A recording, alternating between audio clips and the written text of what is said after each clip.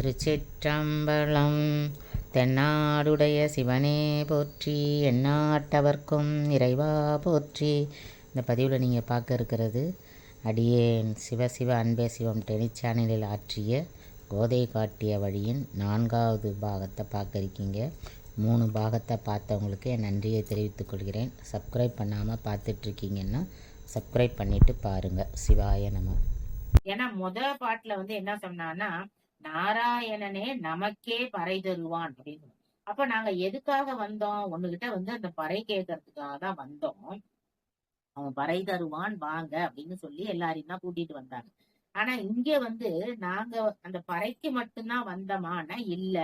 எங்களுக்கு என்ன வேணும் அப்படின்னா, சூடகமே தோல் வளையே தோடே சேவி பூவே, இதெல்லாம் பார்த்தாக்கா என்னது நமக்கு என்ன தோணும் அப்படின்னா, அது அணிகணல்கள் அப்படின்னு. ஏன்னா தோல் வளை அப்படின்னா தோல்ல போடுற அந்த இது, பாடகமே அப்படின்னா கொலுசு, அந்த மாதிரி நகைகளை தான் இங்க சொல்றாங்க. இதுல பாருங்க, சூடகமே அப்படின்னா கையில அணியிற அந்த வளையம். அதே மாதிரி தோல் வளையன்னா தோல் பாகியம் அப்படிங்கிறாங்க, தோல்ல போடுற அந்த நகை. தோடுனா உங்களுக்கே தெரியும், காதுல போடுறது. செவிப்பூவே அதாவது கர்ணப்பூ அப்படின்னு சொல்லி காதுக்கு மேல போடுறது. பாடகம்னா கொலுசு. என்றனைய பல்கலனும் யாமணிவோம் அப்படின்னு. சரி, இதெல்லாம் என்ன அப்படின்னு பாத்தீங்கன்னாக்கா, இறைவனை பத்திர வைராக்கிய பக்தி அப்படின்னு சொல்றாங்க. என்ன அப்படின்னாக்கா, வாயால பேசுறது, காதால கேக்குறது, அவனை நினைச்சு மனசால சிந்திக்கிறது. அதாவது இந்த அணிகலன்கள்லாம் எது அப்படின்னு கேட்டீங்கன்னா, இந்த காது என்னது கேக்குது. எதை கேக்குது? இறைவனுடைய புகழ கேக்குது. அப்ப அந்த வைராக்கிய பக்தி இருக்கணும் அப்படின்னு அததான் இதுல என்ன சொல்றாங்க, இந்த காதல கேக்குறது, அத மாதிரி பேசுறது, மனதால சிந்திக்கிறது, இதெல்லாம் இந்த அணிகலன்கள்லாம் நாங்க அணிஞ்சிருக்கோமே, இதெல்லாம் எங்களுக்கு என்ன தரணும்? நீ அந்த வைராக்கிய பக்திய தரணும் எங்களுக்கு. அதாவது உன்னை மட்டும்தான் வணங்குவோம், நீதான் எங்களுக்கு எல்லாம் தரணும் அப்படின்னு அந்த வைராக்கிய பக்தியை எங்களுக்கு தரணும் அப்படின்னு சொல்லி கேக்குறாங்க.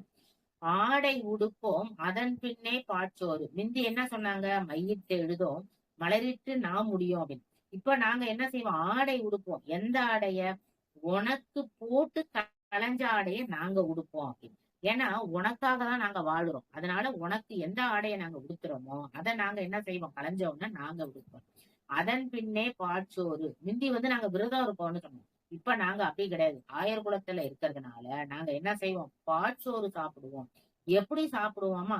மூட நெய் பெய்து முழங்கை வழிவாரா அப்படின்னு. அதாவது என்னன்னா, அந்த காலத்துல இப்ப யாருமே பழையதே சாப்பிடுறது இல்லை. அந்த காலத்துல பாத்தீங்கன்னா பழையது கெட்டி தயிர் ஊற்றி சாப்பிடுவாங்க. சாப்பிடும் போது இப்படி அள்ளி சாப்பிடுவாங்க பாத்தீங்களா? அப்ப இந்த முழங்கையில எல்லாம் அப்படியே என்ன ஆயிருக்கும்? அந்த தயிர் வழிஞ்சு ஓடும். அப்ப என்ன பண்ணுவாங்க? அந்த முழங்கைய அப்படியே நக்கிப்பாங்க. அப்ப அந்த மாதிரி மூட நெய் பெய்து முழங்கை வழிவாரா, அந்த மாதிரி நாங்க என்ன செய்வோம்? எல்லாமே நாங்க சாப்பிடுவோம். கூடி இருந்து குளிர்ந்தவளோ எங்க, அந்த மாதிரி நாங்க இருக்கும்போது நீ என்ன செய்யணும்? எங்க கூட சேர்ந்து நீயும் எங்க கூட சந்தோஷமாக என்ன பண்ணணும்? இருக்கணும். அதுக்காக தான் இப்ப நாங்க எப்படி சந்தோஷமா இருக்கிறோமோ, அதாவது அன்னம் சாப்பிடுவோம், அதே மாதிரி நெய் சாப்பிடுவோம், பால் உண்ணுவோம், அதே மாதிரி மையிட்டு எழுதுவோம், மலர்லாம் சூடிப்போம், அதே மாதிரி இந்த நகைகள் எல்லாம் நாங்க போட்டுப்போம். எங்களுக்கு அந்த வைராக்கிய பக்தியை, ஒன்ன வணங்கணும் அப்படிங்கிற வைராக்கிய பக்தியை நீ என்ன பண்ணணும்? எங்களுக்கு கொடுக்கணும் அப்படின்னு சொல்லி இந்த பாடங்கள்ல கேக்குறாங்க. அடுத்தது இன்னொரு பாடல்ல பாத்தீங்கன்னா, அறிவொன்றும் இல்லாத ஆய கூலத்துன் தன்னை பிறவி பெருந்தனை புண்ணியம் யாமுடையோ குறை ஒன்றும் இல்லாத கோவிந்தா உன் தன்னோடு உறவேல் நமக்கிங்கு ஒழிக்க ஒழியாது அறியாத பிள்ளைகளோ அன்பினால் உன் தன்னை சிறுபேரழைத்தனவும் சீரி அருளாதே அப்படிங்கிறான். அதாவது நாங்க ஆயர் குலத்துல பிறந்திருக்கோம். எங்களுக்கு என்னன்னா, நியமங்கள்லாம் எப்படி கடைபிடிக்கணும்னு எங்களுக்கு தெரியாது. அதாவது என்னன்னா, பிறவி பெருந்தன்னை எங்களுக்கு இந்த பிறவியில நாங்க உன்னை அடையணும்னு நாங்க நினைச்சிட்டோம். ஆனா நாங்க எப்படி குறை ஒன்றும் இல்லாத கோவிந்தா, உனக்கு எந்த குறையும் கிடையாது. ஆனா நாங்க வந்து எப்படி, எங்களுக்கு வந்து நியமங்களா, அதாவது என்னன்னாக்கா, குளிச்சிட்டு பூஜை எல்லாம் பண்ணிட்டு அதுக்கப்புறம் தான் சாப்பிடணும். இது வந்து ஒரு நியமம். ஆனா இவங்க வந்து ஆயர்குலத்துல இருக்கிறதுனால இவங்க எல்லாம் என்ன செய்யறாங்க, காலையிலே எழுந்து இந்த பசுக்களை ஓட்டிக்கிட்டு போயிடுறாங்க. குளிக்கிறதெல்லாம் கிடையாது, அங்க போய் சாப்பிடுறாங்க. அதுக்கப்புறம் அவனை பத்தி பேசுறாங்க, பாடுறாங்க, எல்லாம் செய்யறாங்க. ஆனா குளிச்சிட்டு நியமங்கள் எல்லாம் கடைபிடிச்சுதான் சாப்பிடணும்னு எல்லாரும் சொல்லுவாங்க. ஆனா அது எங்களுக்கு எல்லாம் தெரியாது. இந்த மாதிரிதான் நியமங்களை கடைபிடிக்கணும்னா எங்களுக்கு தெரியாது. இந்த மாதிரிதான் இருக்கணும் அப்படின்லாம் எங்களுக்கு தெரியாது. அதனால சிறுபேர் அழைக்கவும், நாங்க வந்து உன்னை வந்து எதுவும் தெரியாம ஏதோ சொல்லி நீ கூப்பிட்டாலும் நீ என்ன பண்ணணும், எங்களுக்கு வந்து உதவி செய்யணும். நாங்கெல்லாம் யாரு, அறியாத பிள்ளைகளை, எங்களுக்கு எதுவுமே தெரியாது. அதனால நீ என்ன செய்யணும், எங்களை வந்து நாங்க வந்து உன்னை வந்து வணங்கல, நாங்க நியமங்கள்லாம் கடைபிடிக்கல அப்படின்னு சீறி அருளாதே, எங்க மேல கோபித்து கொள்ளாதே அப்படின்னு. இந்த பாட்டுல என்ன சொல்ல வராங்க அப்படின்னாக்கா, இப்ப இறைவனை அடையணும்னாக்கா நம்ம வந்து நியமங்கள்லாம் கடைபிடிக்கணும். இப்ப சிவனை அடையணும்னா சிவபூஜை செய்யணும். அப்படியே கரெக்டா எல்லாமே செய்யணும், பூஜை செய்யணும், புனஸ்காரம் செய்யணும். இதெல்லாம் செஞ்சாதான் வந்து கண்ணன் வந்து நமக்கு என்ன செய்வான், நமக்கு வந்து எல்லாம் அருளுவான் அப்படிங்கறதெல்லாம் கிடையாது. இறைவனை வந்து மனதார வேண்டுனாலே, நம்ம தூயோமாய் வேண்டுனாலே, எதுவுமே அவன் நமக்கு பாட தெரியல, பேச தெரியல, அவனை என்ன சொல்லணும், சிறு பேர் அழைக்கவும், ஒரு பேர் சொல்லி அழைக்க கூட நமக்கு தெரியலன்னா கூட, நாங்க அன்பு வச்சிருந்தா நீ என்ன பண்ணணும், எங்க மேல அன்பு வைக்கணும். அது அன்பு அவர் வைப்பாருங்கிறதுதான் இந்த பாடல்ல சொல்றாங்க. நீங்க இந்த நியமங்கள் எல்லாம் செய்யணுங்கிற அவசியமே இல்ல. இதெல்லாம் செய்யாம கூட உண்மையான அன்பு வச்சிருந்தா கண்டிப்பா அவர் என்ன பண்ணுவாரு, நமக்கு அருளுவார் அப்படிங்கறதான் இந்த இடத்துல வந்து, இறைவா நீ தாராய் பறையேலோ எம்பாவாய், அந்த பறை, அந்த அடிமை பேரை எங்களுக்கு வந்து நீ தருவாய் அப்படின்னு சொல்லி இந்த இடத்துல, காணம் சென்று சேர்ந்துண்டோம். நாங்க என்ன செய்வோம், இப்ப தனித்தனியா, அதாவது இப்ப சாப்பிடும் போதே பாத்தீங்கன்னா எச்சில் பட்டுருது. இப்ப ஒருத்தவங்க சாப்பிட்டதை நம்ம சாப்பிட்டோம்னா எச்சில் அப்படின்னு. ஆனா இங்க இந்த கோபியர்கள்லாம் என்ன செய்யறாங்க, அயர்குலத்துல இருக்கிறவங்க எல்லாம் ஒரு சாதத்தை எடுத்துட்டு போறாங்க, ஒரு கட்டு சோறு மூட்டை கட்டி இருக்காங்க, எல்லாரும் ஒன்னா உட்கார்ந்து எல்லாருமே என்ன செய்வாங்க, அப்படியே கை போட்டு எல்லாரும் எடுப்பாங்க. ஆனா இப்ப நாம என்ன செய்யறோம், ஒருத்தவங்க சாப்பிட்டதை இன்னொருத்தவங்க சாப்பிடக்கூடாது, அது எச்சில் சோறு அப்படி. எங்களுக்கு வந்து அப்படி எல்லாம் தெரியாது. நாங்க கானம் போவோம். கானம்னா வயல் வரப்பு, அது மாதிரி போறோம், காட்டுகளுக்கு போறோம். அங்க போய் எல்லாரும் சேர்ந்துதான் சாப்பிடுறோம். எங்களுக்கு அந்த நியமங்கள்லாம் தெரியாததுனால நாங்க குளிக்காம சாப்பிடுறோம், எல்லாரும் சேர்ந்து எச்சில் பண்ணி சாப்பிடுறோம். அப்ப அந்த மாதிரி எல்லாம் இருந்தா இறைவன் நம்மள்ட்ட வரமாட்டாரா, நம்ம மேல அன்பு செய்ய மாட்டாரானா இல்ல, அவர் வந்து என்ன செய்வார், அன்பு செய்வார் அப்படிங்கறத இந்த பாடல்ல சொல்லுவாங்க. இன்னும் ஒரு பாடல்ல நம்ம முடிப்போம். சிற்றம் சேரு காலே வந்துன்னை சேவித்துன் பொற்றாமரையடியே போற்றும் பொருள் கேளாய் பெற்றம்மை துண்ணும் குளத்தில் பிறந்து நீ குற்றவேல் எங்களை கொல்லாமல் போகாது இற்றை பறை கொள்வான் அன்று காண்கோவிந்தா எற்றைக்கும் ஏழே பிறவிக்கும் உந்தன்னோடு ஒற்றோமேயாவோம் உனக்கே நாம் வரை தருவோம் மற்றை நம் காமங்கள் மாற்றலோர் பாவாய் மற்றை நம் காமங்கள் மாற்றலோர் பாவாய். திருப்பாவையிலே பாத்தீங்கன்னா ரொம்ப அருமையான பாடல். இறைவனை வந்து நம்ம வந்து கேட்கறது என்ன வேணும் அப்படின்னு கேட்கக்கூடிய ஒரு பாடல்.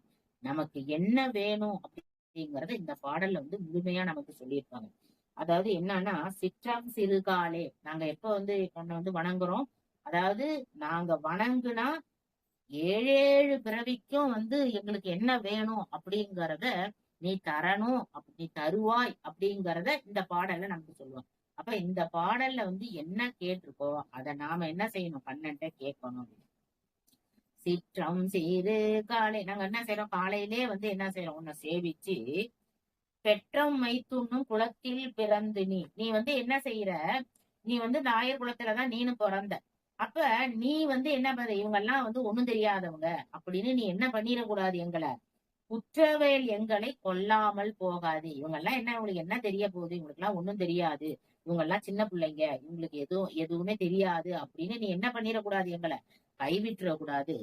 இற்றை பறை கொள்வான் அன்று எற்றைக்கும் ஏழேழ் பிறவிக்கும் உந்தன்னோடு. நீ என்ன பண்ணிடக்கூடாது எங்களை, சரி இந்த பிறவில ஏதோ பிறந்துட்டோம், சரி உன் ஆயர் குலத்துல நீ வந்து பிறந்துட்ட, நாங்களும் உங்க கூட சேர்ந்துட்டோம், ஆனா இதோட போயிருமா அப்படின்னா இல்ல, எற்றைக்கும் ஏழேழு பிறவிக்கும். நாங்க இனிமே எத்தனை பிறவி, ஏழேழு பிறவினா எத்தனை, 21 பிறவி. அது எப்படின்னு பாத்தீங்கன்னா, கணவர், மனைவி, அப்புறம் குழந்தைங்க, கணவர் வரிசையில வர்ற 7 பிறவி, மனைவி குடும்பத்துல வர்ற 7 பிறவி, அப்புறம் நம்ம குழந்தைங்க வர்றாங்க பாருங்க, அவங்கள 7 பிறவி, இந்த 21 பிறவி. அப்ப பாருங்க எவ்வளவு நாள். அப்ப எற்றைக்கும் ஏழேழு பிறவிக்கும், அந்த ஏழேழு பிறவிக்கு நீ என்ன பண்ணணும், உற்றோமே யாவோம் உமைக்கே நாம் ஆட்செய்வோம். நாங்க வேற யாரையும் வணங்க மாட்டோம். எத்தனை பிறவி எடுத்தா கூட நாங்க என்ன செய்யணும், உன்னதான் வணங்கணும், உன்னதான் பாடணும், உன்னோடதான் நாங்க இருக்கணும். உற்றோமே யாவோம் உனக்கே ஆட்செய்வோம். நான் என்ன செஞ்சாலும், என்ன தொண்டு செஞ்சாலும் உனக்கே தான் நாங்க செய்யணும். அந்த மாதிரி ஒரு இதை நீ எனக்கு தரணும். உனக்கே நாம் ஆட்செய்வோம். மற்ற நம் காமங்கள் அப்படின்னு, இங்க என்ன காமங்கள் அப்படின்னாக்கா, நமக்கு தெரிஞ்ச ஒரே காமம் அப்படின்னா பெண் மேல ஆசைப்படுறது, அத ஒண்ணுதான் நம்ம சொல்லுவோம். ஆனா இங்க காமம் அப்படின்னு வகைப்படுத்துறாங்க. என்ன பாருங்க, கோபம், போஜனம், அது மாதிரி மது, மாது, ஆணவம். அதாவது என்னன்னா, கோபம்ங்கிறதே ஒரு ஒரு காமம் அப்படின்னு சொல்றாங்க. ஏன்னா கோபம் இருந்ததுன்னா அங்க குணம் இருக்காது அப்படின்னா, நீ என்னதான் நல்ல செயல்கள் செஞ்சாலும், இறைவனை பாடினாலும் பேசினாலும், ஏதாவது ஒண்ணு சொன்னா நீ கோபப்படுகிறாய். அதாவது நல்ல அடியாருக்கு வந்து முதல் தகுதி என்னன்னா, யாரு உங்களை திட்டுனாலும், அவங்க தப்பே செஞ்சிருந்து நம்ம ஒரு தப்புமே செய்யாம அவங்க திட்டுனா கூட நம்ம என்ன செய்யணும், அமைதியா, இறைவன் என்றைக்கோ செய்த ஒரு தவறுக்கு இன்னைக்கு என்ன பண்றாரு, அந்த தவறுக்கு நமக்கு அந்த பயனை தரார் அப்படின்னு சொல்லி திட்டாம இருக்கணும், அவங்க மேல கோவப்படாம இருக்கணும். ஏன்னா ஒரு அடியாருக்கு முதல் தகுதி என்னன்னா, யாரு எது சொன்னாலும் எல்லாம் இறைவனுக்கே போகட்டும், நடப்பதெல்லாம் நன்மைக்கே அப்படின்னு நினைக்கிறோம் பாத்தீங்களா, அத மாதிரி போகணும் அப்படிங்கறதுதான் தகுதி, அந்த அடியார்களுக்கே உள்ள தகுதி. அததான் இங்க முதல்ல என்ன சொல்றாங்க, கோபத்தை தான் சொல்றாங்க. ஏன்னா எத்தனை நல்ல குணங்கள் இருந்தா கூட கோபம் ஒரு குணம் என்ன செய்யும், எல்லாத்தையும் அழிச்சு போட்டுரும். உங்களுக்கு எல்லா நல்ல குணமும் இருக்கும், ஏழைங்களுக்கு உதவுற குணம் இருக்கும், நல்ல செயல் செய்யற குணம் இருக்கும், நல்ல திறமை இருக்கும், எல்லாமே இருக்கும். ஆனா நீங்க ஒரு சொல்லு அடுத்தவங்களை வந்து ஒரு கோவப்பட்டு சொல்லிட்டீங்கன்னா, அதாவது சொல்லுவாங்கல்ல, தீயினால் சுட்ட பொன் உள்ளாரும் ஆறாதே நாவினால் சுட்டவடு அப்படின்னு. நீங்க ஒரு வார்த்தை, நீங்க என்னதான் வந்து என்ன சொல்றது, பொண்ணும் வைரமும் வைடூரியமும் அவங்களுக்கு அள்ளி கொடுத்துட்டு நீங்க கோவப்பட்டு ஒரு வார்த்தை சொன்னீங்கன்னு வச்சுக்கோங்க, நீங்க கொடுத்ததெல்லாம் என்ன செய்யறோம், மறந்து போயிரும் அவங்களுக்கு. அதனால கோபங்கிறது ஒரு பெரிய காமம், அது எல்லாத்தையும் அழிச்சிரும் அப்படின்னு. அதே மாதிரி போஜனம் அப்படின்னு, என்னம்மா போஜனத்துல என்ன பெரிய காமம் இருக்கு அப்படின்னு நீங்க நினைச்சீங்கன்னா, ஏன்னா நிறைய போஜனம் செய்யும். அதாவது என்னன்னா, இந்த பிறவி நம்ம எதுக்காக எடுக்கிறோம், இறைவனை பாடுறதுக்கு, இறைவனை பேசுறதுக்கு, இறைவனை பத்தி சொல்றதுக்கு, அதுக்குதான். அப்ப இந்த உயிர் வந்து என்னது, உடம்புல இருக்கணும், இந்த உடம்பை நம்ம பேணணும். ஆனா சில பேர் பாத்தீங்கன்னாக்கா சாப்பிடுறதுக்காகவே உயிர் வாழ்வாங்க. நம்ம உயிர் வாழறதுக்கு தான் சாப்பிடணுமே ஒழிஞ்சு, அந்த நாக்கு சுவைக்காக நம்ம என்ன பண்ணணும், அந்த சாப்பிடுறதுக்காக என்ன நல்லா நம்ம என்ன எதுக்கு சம்பாதிக்கிறோம், நல்லா சாப்பிடுறதுக்கு தானே சம்பாதிக்கிறோம். இந்த ஹோட்டல்ல வடை நல்லா இருக்கும், இந்த ஹோட்டல்ல நெய் தோசை நல்லா இருக்கும், அந்த ஹோட்டல்ல பொங்கல் நல்லா இருக்கும் அப்படின்னு போஜனத்து மேல ஒரு விருப்பம் இருக்கு பாத்தீங்களா. அந்த சாப்பாட்டு மேல விருப்பம் இருக்கிறதும் அது என்ன செய்யாதான், இறைவன் பக்கத்துக்கு கூட நம்மள கொண்டு போகாது. ஏன்னா நீங்க இறைவனை பார்க்க போறீங்கன்னு வச்சுக்கோங்களேன், போற வழியில ஒரு வடை போடுறாங்க, அந்த வாசனை சூப்பரா வாசனையா இருக்கு, அப்ப என்ன ஆயிருது, இறைவன் ஒரு நிமிஷம் நம்ம மனசுக்குள்ள இருந்தா கூட அந்த வடை வாசனையில நமக்கு இறைவன் என்ன, அது நம்ம கிட்டே வராம ஓடிடுவார். அப்ப அதனால போஜனத்து மேல என்ன இருக்கக்கூடாது, ஒரு விருப்பம் இருக்கக்கூடாது அப்படின்னு சொல்றாங்க. அதுவும் ஒரு காமம். அடுத்தது மது, அது சொல்லவே கேட்க தேவையில்ல, தண்ணீரா ஓடிக்கிட்டு இருக்கு. அதை சாப்பிட்டவங்க எவ்வளவு ஒரு கேவலமா இருக்காங்கன்னு எல்லாருக்குமே தெரியும். அதுக்கு அடுத்து பாத்தீங்கன்னா மாது, இதுவும் வந்து பாத்தீங்கன்னா ஒரு பெண் மீது வந்து, அதாவது ஆசைகள் இருக்கலாம். அதாவது ஒரு ஆசை அப்படின்னா, ஒரு 20 வயசு பையன் வந்து ஒரு ஒரு 25 வயசு பையன், ஒரு 20 வயசு பொண்ணு மேலயோ, இல்ல ஒரு 22 வயசு போலயோ ஆசை. அதே இது 60 வயசு ஆள் வந்து ஒரு 15 வயசு அந்த மாதிரி ஆசைப்படுறாங்கன்னா, இதெல்லாம் என்னது? இதெல்லாம் வந்து தகுதி இல்லாத ஆசைகள். அந்த மாதிரி ஆசைகள்லாம் என்ன செய்யக்கூடாது? வரக்கூடாது அப்படின்னு சொன்னாங்க. அப்ப இந்த இதெல்லாம் சொல்றாங்க பாத்தீங்களா? அதாவது என்னது? போஜனம், கோபம், மது, அதே மாதிரி மாமிசம், இந்த மாதிரி இதெல்லாம் வந்து பெண்ணு இதெல்லாம். அதாவது சொல்லும் போதே என்ன சொல்லுவாங்க? பெண்ணாசை, பொன்னாசை, மண்ணாசை அப்படின்னு 3 ஆசையை சொல்லுவாங்க. சில பேர் நிலமா வாங்கி குவிப்பாங்க. கடைசியில 6 அடி சொந்தம்னாங்க. இப்ப அதுவும் இல்லாம என்ன பண்றாங்க? அந்த சொம்புக்குள்ளே நம்மள இது பண்ணி குடுத்துடுறாங்க. அப்ப அந்த மாதிரி இருக்கு. அப்ப அந்த மாதிரி வந்து நம்ம நம்ம இது போறதுனால நம்ம என்ன செய்யணுமா? இதெல்லாம் நீ என்ன பண்ணணும்? இந்த காமங்களை எல்லாம் மாற்றேலோர் எம்பாவாய். இந்த காமத்தெல்லாம் என்ன பண்ண முடியாது? எங்களால விட முடியாது. இந்த ஆசைகள் எல்லாம் நம்ம ஆணவம் இதெல்லாம் வந்து பாத்தீங்கன்னா, நம்ம பிறக்கும் போதே நம்ம கூடயே நம்ம ஆசைகளும் வந்துருது. இப்ப நம்ம பிறந்த உடனே ஒருத்தவங்க ஒருத்தவங்க ஒரு வீடு வச்சிருக்காங்க அப்படின்னா நமக்கும் வீடு கட்டணும்னு ஆசை வருது. ஒரு கார் வச்சிருக்காங்கன்னா நமக்கும் கார். இப்ப இந்த ஆசைகள்லாம் வந்து ஒருத்தவங்கள பார்த்தாலும் கேள்விப்பட்டாலும் நமக்கு வந்துரும். அப்ப இந்த ஆசைகள் எல்லாம் நீ என்ன செய்யணும்? நீதான் என்ன செய்யணும்? மற்றை நம் காமங்கள் மாற்றேலோ எம்பாவாய். அதெல்லாம் நீதான் என்ன செய்யணும்? எங்களுக்கு மாத்தணும். இந்த ஆசைகள்லாம் வராம நீதான் என்ன செய்யணும்? எங்களை பாதுகாக்கணும். அது அதாவது ஒரு நல்ல பாடல் இது. அதாவது இறைவன்ட்ட நம்மள ஒப்படைச்சிட்டோம்னா அவரு நம்ம ஆசைகளை எல்லாம் என்ன பண்ணுவாரு? அவரே தகர்த்து எறிஞ்சிருவார் அப்படிங்கறதுக்கு இது ஒரு நல்ல உதாரணம். அதாவது இறைவனை நம்ம வேண்டுனாலே இந்த மாதிரி காமங்கள், மற்ற நம் காமங்கள்னு சொன்ன பாத்தீங்களா, இது எல்லாமே என்ன போயிரும்? நமக்கு போய்விடும் அப்படிங்கறத இந்த பாடலை வந்து கோதை நாச்சியார் வந்து அழகா சொல்லியிருப்பாங்க. அதே மாதிரி கடைசி பாட்டுல வந்து 30 தமிழ் மாலை தப்பாமல் சொல்பவர்கள். அப்ப எல்லா பேரும் அடைவார்கள், எல்லா செல்வமும் பெறுவார்கள், வானத்தோர்கள் வாழ்த்துவார்கள் அப்படின்னு அந்த பாடலும் இருக்கும். அந்த மாதிரி கோதை வந்து இந்த இந்த பாடல்கள்ல இந்த கோதை காட்டுற வழின்னு பாத்தீங்கன்னா, எப்படி நம்ம வந்து காலையில எந்திரிச்சு வந்து கண்ணனை வந்து வணங்க போகணும், எப்படி நீராடணும், எப்படி இந்த நீர் வருது நமக்கு, இந்த பெண்கள் எப்படி இருக்கிறாங்க, ஒவ்வொருத்தவங்களையா ஒவ்வொரு பாடல்லையும் சொல்லி சொல்லி எப்படி கூட்டிட்டு போறா.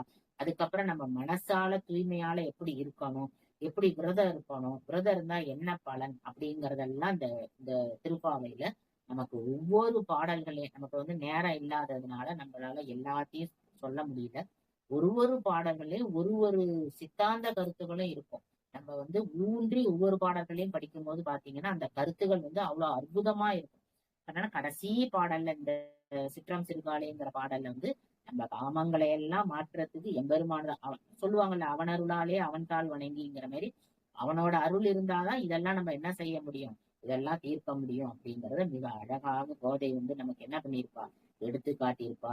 அதனால நம்ம வந்து மத்த நாள்ல எப்படி இருக்கோமோ இந்த மார்கழி மாதத்திலேயாவது நம்ம விடிய காலையில எழுந்து அந்த பாடல்கள் எல்லாம் பாடி அந்த கண்ணனை நம்ம வணங்குனா நமக்கு எல்லா செல்வங்களும். இன்னொன்னு என்ன சொல்லுவாங்கன்னா, மார்கழி மாதத்துல எழுந்து வணங்குறவங்களுக்கு நல்ல, இன்னும் கூட கிண்டலா சொல்லுவாங்க, சொல் பேச்சு கேட்கிற கணவன் கிடைப்பான் அப்படின்னு சொல்லுவாங்க. அது மாதிரி ஒரு நல்ல கணவன் வந்து நமக்கு அமைவான் அப்படின்ட்டு இந்த மார்கழி மாதத்துல விரதம் இருக்கிறவங்களுக்கு அந்த ஒரு பலனும் புண்ணியமும் கிடைக்கும் அப்படின்னு. அதே மாதிரி செல்வ செழிப்பாகவும் எந்த ஒரு குறையும் இல்லாம நம்ம இருக்கிறதுக்கும் இந்த பாடல்கள்லாம் நமக்கு உதவி புரியும். இந்த பாடல்கள் எல்லாம் நம்ம என்ன பண்ணணும்? மார்கழி மாதத்துல பாடி எம்பெருமானை வந்து வணங்கணும் அப்படின்னு சொல்லி எனது உரையை நிறைவு செய்கிறேன். திருச்சிற்றம்பலம். தென்னாடுடைய சிவனே போற்றி, எந்நாட்டவர்க்கும் இறைவா போற்றி, ஏகம்பத்துரை எந்தாய் போற்றி, பாகம் பெண்ணொரு ஆனாய் போற்றி, காற்றாகி எங்கும் கலந்தாய் போற்றி, கைலை மலையானே போற்றி போற்றி. வெற்றிவேல் முருகனுக்கு அரோகரா, வீரவேல் முருகனுக்கு அரோகரா, திருச்செந்தூர் முருகனுக்கு அரோகரா, கோதை நாச்சியாருக்கு அவருடைய திருவடிகளுக்கு போற்றி போற்றி. சிவாய நம்மம்மா, ரொம்ப நல்லா இருந்தது. நன்றி. Thank you so much. நன்றிம்மா, நன்றி நன்றி. நல்லா இருந்தது, சிறப்பா பேசியிருந்தீங்க. நன்றி. நமச்சிவாய நமச்சிவாய. சிவாய நம்ம. க்ளோஸ் பண்ணிக்கவா?